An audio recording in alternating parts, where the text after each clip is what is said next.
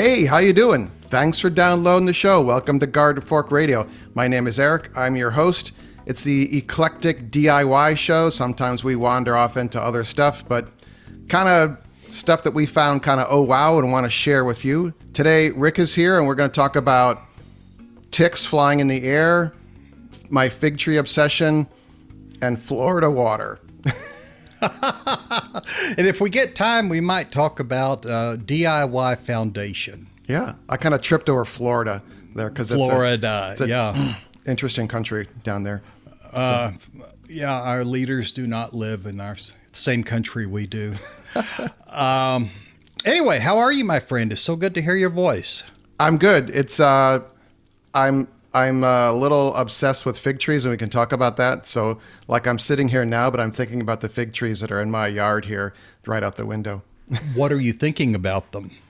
Well, let's talk about the tick flying around in the air first. Okay.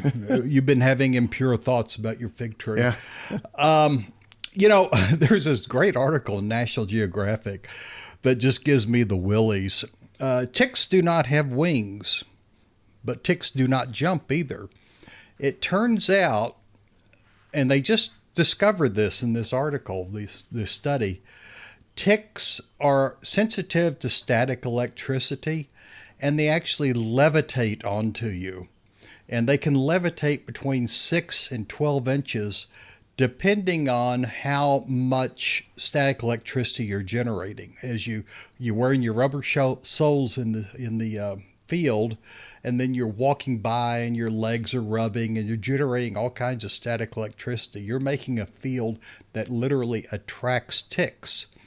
And for those ticks that climb up in trees and drop down on you, They don't even have to be very precise, because all they have to do is get in the neighborhood and the static electricity draws them to you. Yikes. Yikes. We'll put a link to that article in the show notes, but wow. I mean, I hate ticks with a pink-purple passion, but man, they give me the willies. Yeah, there's also the link you gave me to National Geographic is behind a paywall, it looks like. It might be. There's an article on PBS, a shorter article that kind of abbreviates it, and the study was published in a journal called Current Biology. If you're a super geek, you could look that up in Current Biology and then enlighten the rest of us. Yeah, put your PBS link in there instead then. Yeah. PBS NewsHour, boring but very neutral news. It's the best kind to watch. I think if I only watched one TV show a week, it would be Washington Week in Review. Yeah. About 5 people, a quick round table of everything's going on, different views on the news, and then just forget it until the next week. Not much happens on a day-to-day basis that really matters. I did kind of go on a deep dive. Oh, that's a bad pun. With the Titan submersible going down the Titanic. Yeah. I was just... The curiosity part of my brain was just like, I want to learn everything about this, so I would actually read The Guardian, which is from the UK, has a very neutral take on America, I think, at least. And it's kind of a neat way, the way they write kind of takes a step back from the world that we live in right now. But they had some great articles. The New York Times had some great articles. And online, there's some interesting videos. So... yeah, I do sometimes going to go down rabbit holes, but I'm aware of it now, and I'm getting better at, okay, you need to step back, Eric. Step back, take a big breath, Yeah. Yeah. Okay, well, tell me about this fig tree obsession. Hello, my name is Eric, and I have a fig tree obsession. Like, I've talked about this before, but 10 years ago, I bought a fig tree at the, what's it called? The Amazon grocery store. Whole Foods, yeah. And it was $20 and it was in a pot. And for some reason, I didn't want to plant it in my backyard. I don't know why now. I think maybe I thought the dogs would ruin it, because the backyard is basically wood chips so they can run around. And I gave it to my good friend Brian, and he stuck it in the ground, and it has grown enormously and he has gotten saplings from other neighbors of other varieties of fig trees. And now we have fig trees from his yard. So 2 years ago, I got two different fig trees, brown turkey fig, which is very mild weather fig, and then a Chicago hardy fig, Right. which is much more robust. And I'm like, oh, this is really neat. And then I watched a video from, I think his name on YouTube is Fig Tree Boss. Really, and a really nice guy. I mean, the name is kind of weird for Fig Tree Boss, you know. Yeah. But he has this great, brilliant method for, it's called air layering. It's where you wrap some soil around a stem of the tree, and certain trees will grow roots into the bag of soil Right. or aluminum foil or soil or whatever. And he Yeah. has a great method using Ziploc bags, a zipper type of plastic food bags to do it. So, of course, I did it a couple times and I'm like, oh, wow, this is really neat. And then I realized that fig trees kind of have a spreading habit, and they will, I don't know if they're called shoots, but maybe 6 inches or a foot away from the main plant, some more fig tree will come up, and you can cut that and it'll have roots on it and some leaves, and you've got a clone of the mother plant. Wow. So, of course, now I have 6. And I'm so doing more. And you're obsessing of how in the world do you get rid of them? Oh, I'll give them away. And Okay. Brooklyn Yeah. has a really nice, I don't know if it's a macro or microclimate in the backyards, because they're townhouses or row houses. I've been told I call them wrong names. It's all walled in. So you've got a 3 or 4 story high concrete wall around everyone's backyard. So it's like 50 houses in a row. So, and so basically all these backyards are protected from wind, not necessarily so much from temperature, but there's a lot of concrete in the backyards. Right. So fig trees grow really well, except for last year when it was 12 degrees for several days, and they burned back, but they grew back again.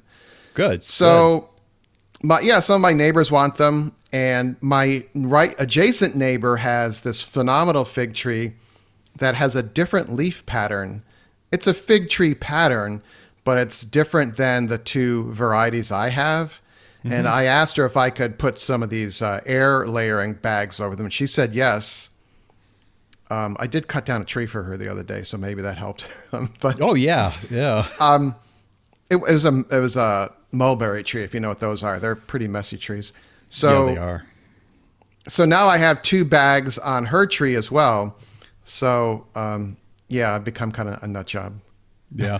I love figs, but I mean, they're so sweet and so sugary that I really can't eat that many. Do you make like fig jelly, or what do you do with No, it? we eat them off the tree, or we give them to our neighbors.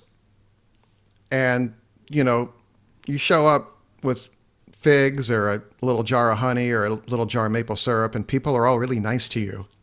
That's how I've got everyone's allegiance on my block. Just give them Give them valued little foods. things. Yeah. So how's the weather been up where you are? Oh, hot. Yeah. Yeah. You didn't get any of that terrible rain that they got in Vermont?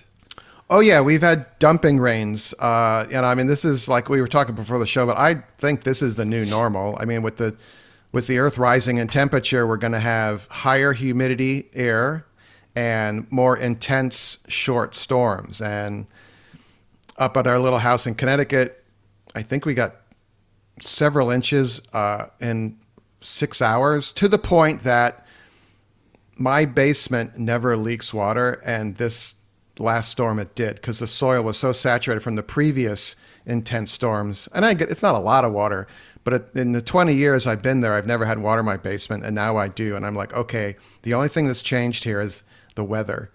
I mean, my basement didn't change, Wow. Yeah, that's true. And it's also hotter. It used to be we would leave New York City and go up there, and it's higher in elevation. It's 140 miles away. It was always 10 degrees cooler up there, and now it's not. Yeah. So- The South and Southwest are just burning up. And people say, no problem, we got air conditioning, even though it's 112 outside or 115. But what people need to remember, one, is that a lot of animals don't have air conditioning. Yes. A lot of people have to work out in that weather regardless. But mostly they need to think about the fact that chlorophyll stops working at just over 100 degrees. Oh, wow. And so all production for plants stops after the temperature. It depends on the plant, but somewhere in the around 100 105, all the chlorophyll stops working. It just chemically becomes inactive. There are these horrible stories during the Dust Bowl of farmers out there lugging water in this amazing heat and pouring it on their plants, grains, trying to keep them alive. It didn't matter how much water you put on them because the temperature was over 100 degrees. Yep. And they were doing everything they could to save their field and their gardens and whatnot, and nothing worked. And that's one reason, one of the reasons we had a Dust Bowl out there in the 30s. Yeah, also the tilling of the soil. I mean, we just basically tilled up so much of it. Yeah. But, that the whole thing, I mean, if you got to have live plants to hold soil down. Did you see, speaking of things like that, 98.5 degrees in water off of Florida on the southwest coast? Yeah, that's wild. That's crazy. That is crazy. And that's really early in the season. The Atlantic is just almost boiling out there. If the El Nino, which will give shear winds, they're over in the Pacific near Peru, they will have shear winds that blow across the top of those. And they thought it was going to be a really strong El Nino, which will keep the hurricanes down. Now it's looking like they won't be any at all. And so we may have quite a few hurricanes this year, and really major ones. Oh, wow. Isn't that cheery? Yeah. Hey, okay, here's a cheery thing. Yeah. Home Depot will deliver all sorts of stuff overnight or perhaps in a day or two by FedEx ground to your house and save you a trip to the Home Depot. So you save on carbon. Yeah, so you're lowering your carbon footprint. I needed some paint and for painting in the house, and I know the name of the color, and I get it from Home Depot. It's called Simply White, which is a warm white. It's a very generic color. And to get there, I mean, I don't like to drive the car mainly because I lose my parking spot, and it can take. So you lose your parking spot, you go run your trip that takes only 20 minutes, but when you come back, it takes you 45 minutes to find a parking spot. So you're driving around and around and around, and when you drive slow, your car isn't nearly as efficient. So I ordered 2 gallons of the Bear, that's their name brand,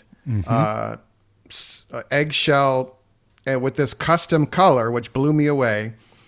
And because it was over, I think it's $36 a gallon, so it's $72. So it's above some kind of threshold where they would deliver it for free in the next day or two. And they said it would be 2 days. It was a Tuesday. They said it would come Thursday, and it came Wednesday.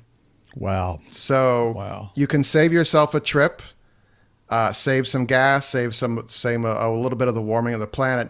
And people might argue, well, the truck has to come to you.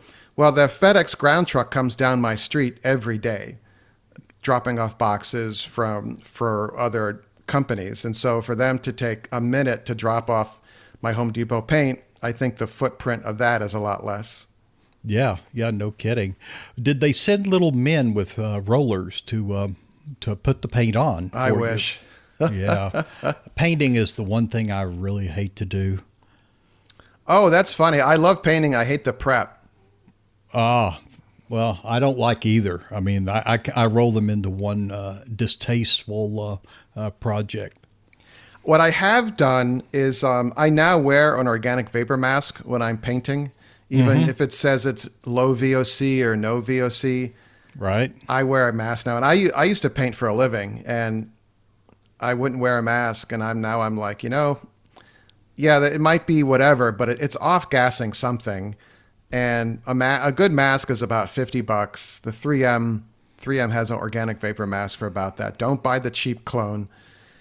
And it takes a little bit to fit it, but I think you're much better off. And I also put a fan in the window of the room I'm working on to just suck everything out. And yes, I'm kind of pulling out some air conditioning if you're doing it in the middle of summer, but it's better than me and the dogs being exposed to this off-gassing paint. This might be super paranoid of me, but I just think a mask is really helpful.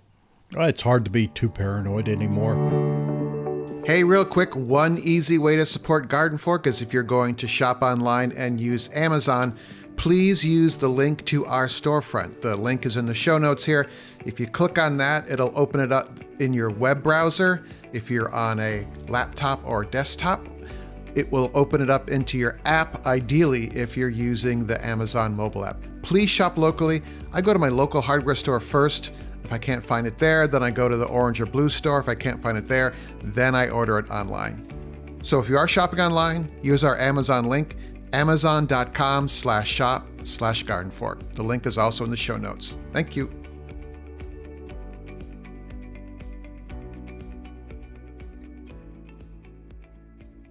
You want to talk about Foundation Trilogy? Yeah. Yeah, I had this idea. Now stick with me because it's a little strange. What? I said something strange. I had a strange idea that, are you familiar with the Foundation, Isaac Asimov's trilogy? No. He wrote it back in the 40s. It is a science fiction cult classic. And Apple TV is making a series out of it. And a lot of the real hardcore Foundation people don't like the TV series, but it is visually just stunning. Oh. But the conceit of both of these things is that civilizations fall, and how do you restart a civilization after it falls? And how do you avoid the Dark Ages? And the way Harry Seldon does it is to create what he calls the Foundation, and they gather all knowledge and they store it in one place, so it shortens the length of time people need to start up. Because as they get to that point in their development, they won't have to rediscover everything. And that pretty much mirrors something I was thinking about recently, for no good reason, is a personal foundation device for if things were just to go terribly, or to put in a box somewhere and have archaeologists in 3,000 years discover it and find all, at least a substantial part of human knowledge on one USB drive. And there's a product called Kiwix. Yes. Kiwix. Or you can call it KiwiX. And its symbol is a little kiwi bird. I wonder if that's something about New Zealand. Is that it might, yeah. Or the shoe polish. Can you imagine how terrible it is for them to take those little brown birds and smush them up into shoe polish? I think that's just terrible of them. But anyway, if it's not about shoe polish, that didn't land right. No, if it's not about shoe polish, this product is free. It's for every platform, and what it allows you to do is to download the complete Wikipedia. And it's indexed. And so it's not like you start with A and you have to run all the way to Z. It gives you the index up front you can find, and it branches into everything. It's the entire Wikipedia that you can put on a thumb drive. And it's an entire medical dictionary or medical encyclopedia you can put on a thumb drive. And you can keep adding to it. And this is really popular with prepper types and into the worlders, because you can install the operating systems for every major operating system on this thumb drive along with this other information. I put the entire Gutenberg project on the thumb drive. Of course, Wikipedia, the medical encyclopedia, detailed information, detailed report, stuff on chemistry, history, sociology, astrophysics. I mean, just all kinds of things in there is specialty. The survivalist side of it actually has how to find water, books like Where There Is No Dentist, Where There Is No Doctor, all that kind of stuff that you might need.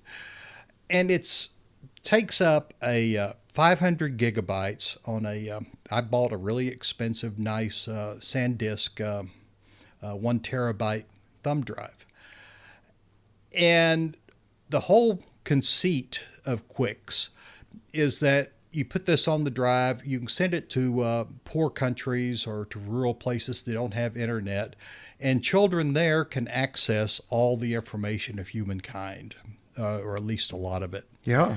And I think it's just such a wonderful idea. But I thought, somewhere someone's going to do something stupid, and there may not be a lot left, and somebody will dig up my little drive that I put in a tin box, an Altoids box, and put silver refrigerator tape on it so it's like a Faraday cage. Yeah. And somebody will find that someday and say, this person saved all of humanity's knowledge. Now, I know that's just a conceit, but it's just kind of an interesting idea. And I did a couple of these. I put one in my everyday carry stuff that I take back and forth to the car, so that if I'm out and about and I'm not getting good reception and I need something, I can just look it up real quick on Quicks. And so I never thought of it that way. Yeah, there it is, a DIY foundation. All the real knowledge. It's amazing how many times this has happened in civilizations. After the fall of the Roman Empire, the almost all knowledge of Rome and Greece was lost. And it was the Arab flourishing just after that saved everything. So everything we know about Rome and Greece, that part of the world, was saved by the Arab flourishing of knowledge and whatnot. That's the reason all the or so many of the stars have Arab names when you look at them, Deneb, that kind of thing. And so, that was one case. And then the Enlightenment was essentially spurred by this same concept. We came out of the Dark Ages. Half of humanity in the Western world had died. Trades weren't passed along, skills were not passed along, knowledge was not passed along. And it took Denis Diderot, one of the founding fathers of the Enlightenment, to say, I'm going to pull everything together, all knowledge. And it was easier to do back then. And he put it in the encyclopedia, the very first encyclopedia, and he sold subscriptions. And then they went all over the world so that knowledge was diffused, and it could never be wiped out totally again. And to me, that's just one of the most amazing things about human beings, to want to preserve our way of life, our knowledge, all that stuff, and pass it on even if we're not here. And to be cognizant of how much you had lost if things went really bad. So there you go. The Enlightenment, the Arab flourishing, the fall of the Roman Empire. By the way, the Asimov Foundation trilogy was actually based on the rise and fall of the Roman Empire, the book. So, that's what I've been thinking about recently. And so we'll put links in the show notes if you want to download the Quicks app and just have it and all that information, so you can look up anything anywhere. I mean, even if you're just taking a cruise and you don't want to pay for their outrageous internet fees, you can still look up stuff and do research while you're out enjoying yourself. You can also they've created something called a Wi-Fi hotspot for KiwiX, and it runs on Raspberry Pi if you want.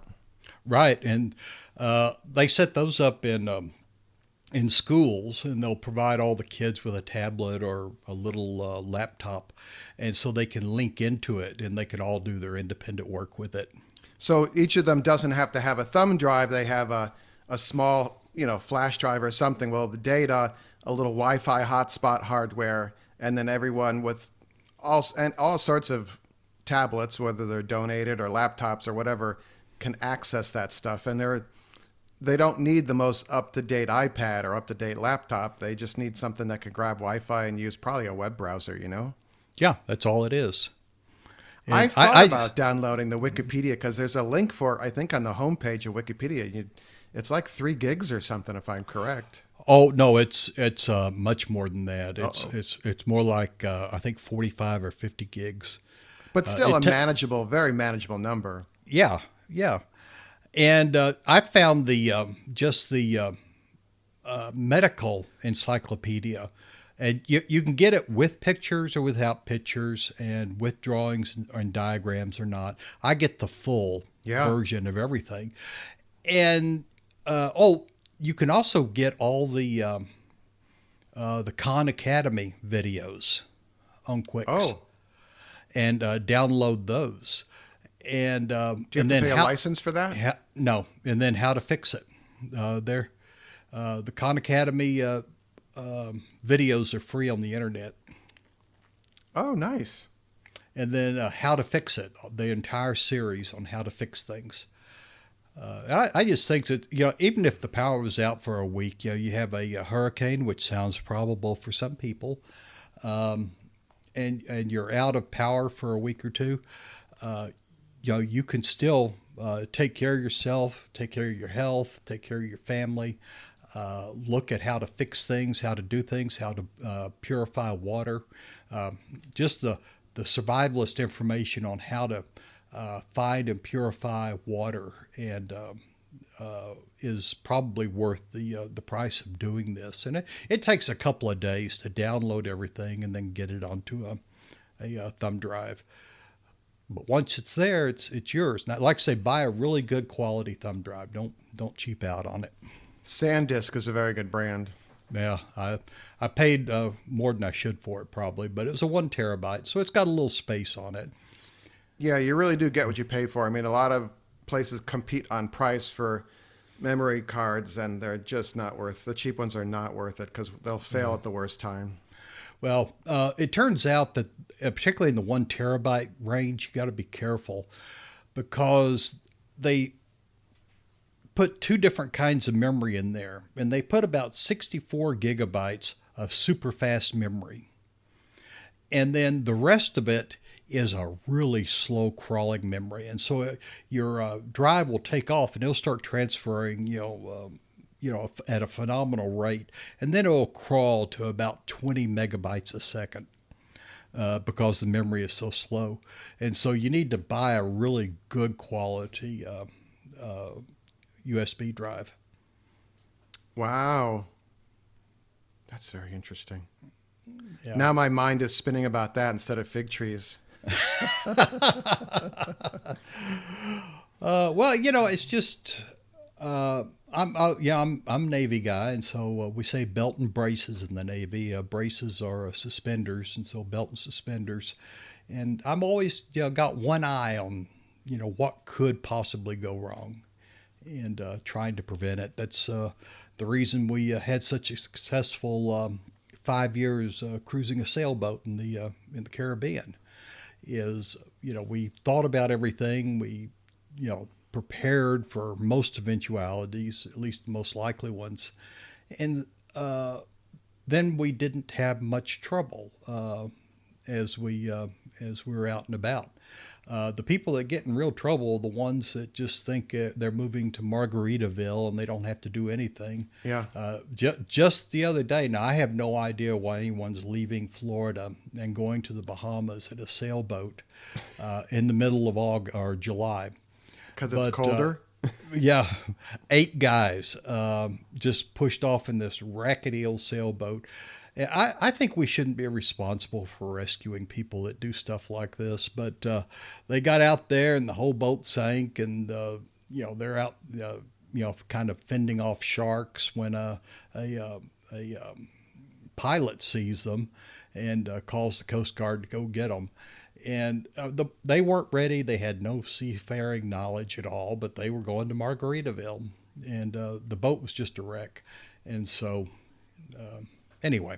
Yeah, I really believe you're responsible for your actions, and I just wonder what people are thinking when they get like stuck in, they get stuck in the Grand Canyon or something, and then someone has to helicopter in, and that helicopter is $5,000 an hour. Yeah. Well, it was popular for a long time. The federal government doesn't charge, but a lot of state parks charge people when they have to rescue them. And some will not let people walk into the wilderness unless they buy rescue insurance and can prove they have it. That's smart. Well, there's any number of people that walk into the wilderness with a cell phone and a peanut butter sandwich. They get lost. It's cold. It's dark. There are things out there scraping around in the brush that they can't identify. And so they climb to the top of the highest peak, get cell phone reception, and demand to be rescued. And yeah. I read a story about this because this is where I base my information, is about people expecting to be rescued. And it was a state park issue. And, one of the prints had broke a leg or something way out there in the bush, and I don't know, leg or ankle, something.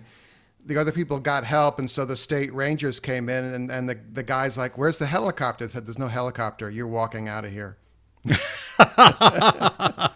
But even like going back to the Titanic and the submersible, that's millions of dollars a day, if not an hour, for all those experts to be there to do this rescue. And who pays for them to be there? Yeah, I don't know.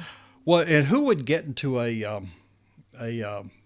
vessel like that?